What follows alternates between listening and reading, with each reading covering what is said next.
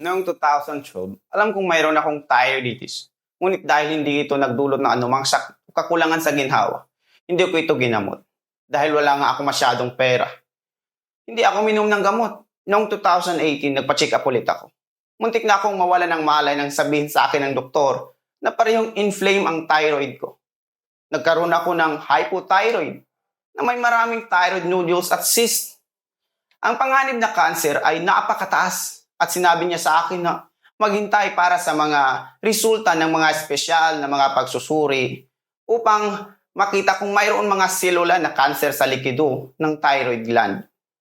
Sa huli, buti na lang at walang masyadong puntong nagkaroon ako ng thyroid cancer.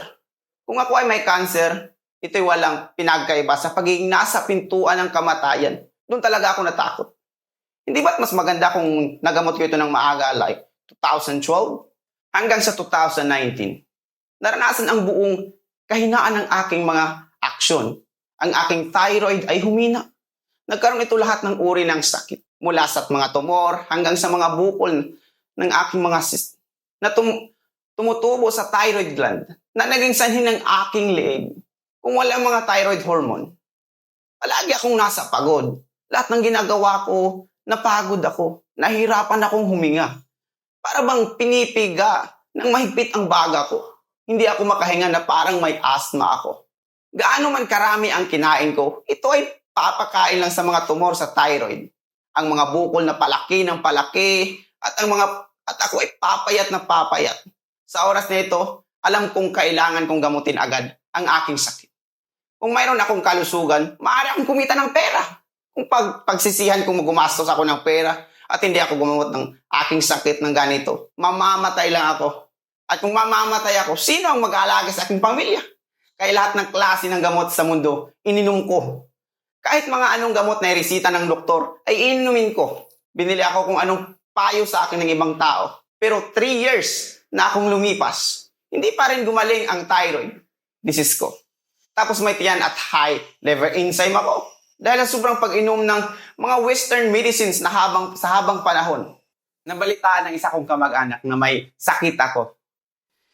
Ipinakilala niya sa akin ang thyroid AV na ito. Ang kamag-anak ko dati ay may thyroid tumor na may sukat na 9/14 mm. Pero ganap na gumaling salamat sa paggamit ng thyroid AV na ito. Kaya bumili ako ng thyroid AV para magamit ko agad. Nag-research din ako. At nalaman ko na ang thyroid AV ay isang imported na produkto. Espesyal sa mga pasyente na may thyroid. Sikat na sikat ito sa bansa tulad ng Japan, Korea, Thailand, Pilipinas. Dahil ang sakit sa thyroid ay napakalubha at matagal na akong may sakit nito. Sana lang ay maibsan ng at least 50% ang sakit ng inom ng thyroid AV at makontento na ang sa thyroid AV. Ngunit, hindi ako makapaniwala na ang thyroid AV ay epektibong lampas sa aking henerasyon. Ako ay ganap na gumaling. Lahat. Ganap na gumaling at hindi lang gumaan. Nag-order ako ng thyroid AV sa official na website. Dahil sa pagbili sa website, nakatanggap ako ng maraming suporta. Mga promo ng presyo. Nakikita ko ang buong impormasyon tungkol sa sakit, tungkol sa produkto. Nakatanggap ako ng tawag mula sa isang espesyalista upang magtanong tungkol sa aking kondisyon at payuhan ako. Kadalasan, ang mga espesyalista ay medyo abala sa maraming mga pasyente. Kaya tuwing may kailangan akong itanong, palagi akong tumatawag sa numero ng hotline o iniwan ang aking numero sa telepono o sa website at kukuha ko ng priority consultation. Matapos uminom ng halos isang buong kahon, nabawasan ang sakit na ramdaman ko. Kumalma na ang leeg ko at hindi na tins. Ang sakit ng panilig sa leeg ko na mayroon pa rin, ngunit nasa bayad na antas. Marami akong mga ehersisyo na masigla nang hindi nakaramdam ng pagod.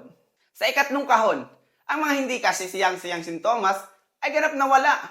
Ang mga tumor sa aking leeg ay naging mas maliit at malinaw kung naramdaman ang mga pagbabago sa aking katawan. Nakakagulat na ang thyroid AV na ito ay gumagana ng napakabilis. Doon ko lang naintindihan kung bakit pinupuri ng lahat ang thyroid AV na ito. Totoo naman na nakakaibang mga imported na produkto. I took 3 months and I checked my thyroid again. Nawala lahat ng thyroid nodules at cyst ko.